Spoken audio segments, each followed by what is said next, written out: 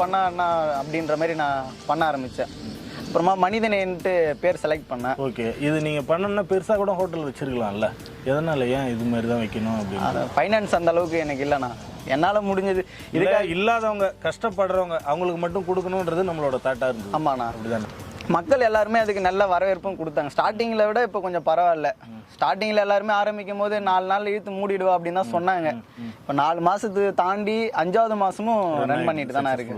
இப்போ கொஞ்சம் மக்கள் ஆதரவும் கொடுக்குறாங்க. இப்போ நீங்கள் காலையில் மதியம் 2 வேளை போடுறீங்க. ஆமாங்கண்ணா. சரியா? இப்போ காலையில் என்னென்ன கொடுக்குறீங்க? காலையில் இட்லி பொங்கல் கொடுங்கண்ணா. வடை வந்து யாருன்னா வந்து கல்யாண நாள், பிறந்த நாள் அந்த மாதிரி யாருன்னா சொன்னாங்கன்னா தான் நான் வடை கொடுப்பேன். ஆனால் அது எண்ணெய் பொருள்ன்றதுனால ஃபைனான்ஸ் ரீதியாக எதுவும் செட் ஆகாதுண்ணா. இது என்ன இப்போ மதியம் என்னென்ன போட்டிருக்கிறீங்க?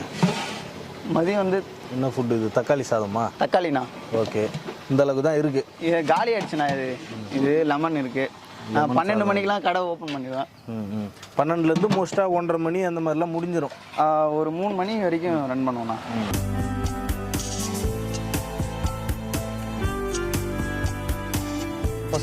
சரி, இப்போ தக்காளி சாதம் சாப்பிட்டீங்க, எப்படி? நல்லா இருக்கு. ஹோட்டலில் சாப்பிட்ற மாதிரி அதோட பரவாயில்ல, நல்லா இருக்கு. கண்டிப்பாக. ஓகே, வரவேற்கிறீங்க? கண்டிப்பாக வரவேற்கிற விஷயம் தான். அதெல்லாம் இல்லைன்னு சொல்ல விட இதெல்லாம் பயிர் போட்டிருக்கிறாங்க. விற்கிற விலைக்கு இவர் சும்மா கொடுக்கணும்னு நினைக்கிறது இது மாதிரிலாம் போடணும்னு அவசியமே இல்லை.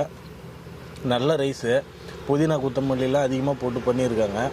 அதிகமான ரசாயனம், அதாவது கலர் பவுடர்லாம் எதுவும் போடலை.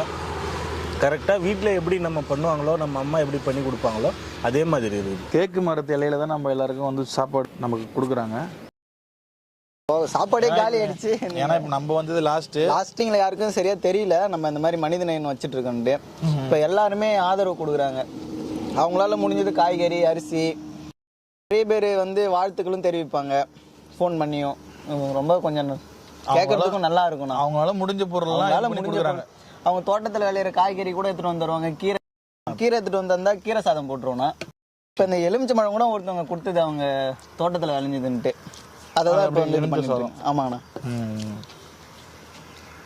அப்போ நல்ல விஷயம் பண்ணுறாங்க. இப்போ நிறைய பேர் 5 மாதம் ஆகுது இதில் நம்ம நிறைய பேருக்கு தெரிய வைக்கிறதுக்கு. ஆமாண்ணா.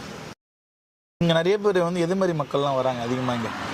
இது வந்து பைபாஸில் நான் கடை வச்சதுனால கூலி வேலைக்கு போகிறவங்க, ஸ்கூல் பசங்க, அவங்க எல்லாருமே வந்து சாப்பிடுவாங்க. அது இல்லாமல் ஒரு குறைஞ்சதும் வந்து ஒரு 2-3 பேராச்சும் இந்த மனநல பாதிக்கப்பட்டவங்க, வயசானவங்க, அவங்க எங்கே போகிறாங்க எதுக்கு போகிறாங்கன்னே தெரியாதுண்ணா.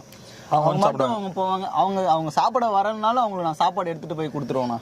மக்களுக்கும் நிறைய பேருக்கு சாப்பாடு வேணும் அப்படின்ற நோக்கம். இந்த பைபாஸில் பசிக்கிறவங்க யாருன்னா வந்து சாப்பிடலாம்.